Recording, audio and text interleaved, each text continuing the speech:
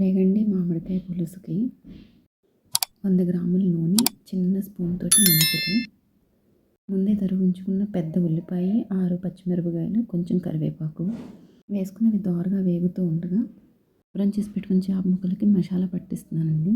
మసాలాకు కావాల్సిన ఇంగ్రీడియంట్స్: పెద్ద సైజు ఉల్లిపాయలు 2, మామిడికాయలు సగం ముక్కలు కోసుకొని ముక్కలుగా వేసుకుంటాం, మిగతా సగం ఈ పేస్ట్లో వేస్తాము. 2 అంగుళాల సైజు అంతా అల్లం ముక్కలు 2, వెల్లుల్లిపాయ పెద్దది 1, కొబ్బరికాయ చెక్క ఉంటుంది కదండి, చెక్కలో 4వ వంతు వేసుకోవాలి. దాల్చిన చెక్క 1 అంగుళం సైజు అంతా, 4 లవంగాలు, 2 టేబుల్ స్పూన్స్ ధనియాలు వేసుకుని ఆ మసాలా అంతా మిక్సీ వేసేసుకోవాలి. మిక్సీ వేసుకున్న మసాలా పేస్ట్లో 2 టేబుల్ స్పూన్స్ కారం, 1 టేబుల్ స్పూన్ ఉప్పు, చిటికెడంత పసుపు వేసుకుంటున్నాం. ఉప్పు మన టేస్ట్కి తగ్గట్టు సరిపోకపోతే మళ్ళీ యాడ్ చేసుకోవచ్చు కదా.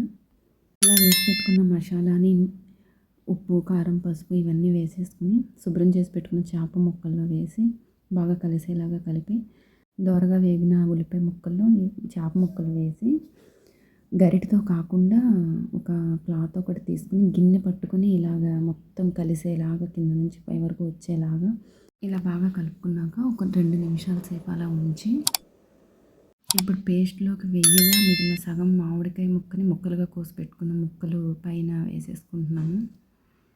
ముందు వీడియో చేద్దాము అన్న ఆలోచన లేదండి, అన్నీ రెడీ చేసి పెట్టుకున్నాక మామిడికాయ ముక్కలు చూసిన తర్వాత అప్పుడు అనిపించింది చేస్తే బాగుంటుంది అని. సో అందుకని మసాలా అవి రెడీ చేసుకునేటప్పుడు తీయలేకపోయాము.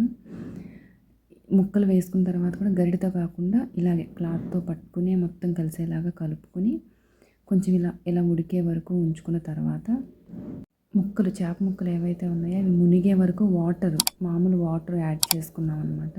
వాటర్ కొంచెం చిక్కపడింది అన్నప్పుడు లాస్ట్లో కొంచెం కొత్తిమీర వేసుకొని కొంచెం సేపు ఉంచుకొని దింపేసుకోవచ్చు. చేప పేరు రాగండి, కేజీన్నర చేప అనమాట. రాగండి మామిడికాయ పులుసు. మసాలా పేస్ట్గా చేసుకోవడానికి కావాల్సిన ఇంగ్రీడియంట్స్ ఇవి.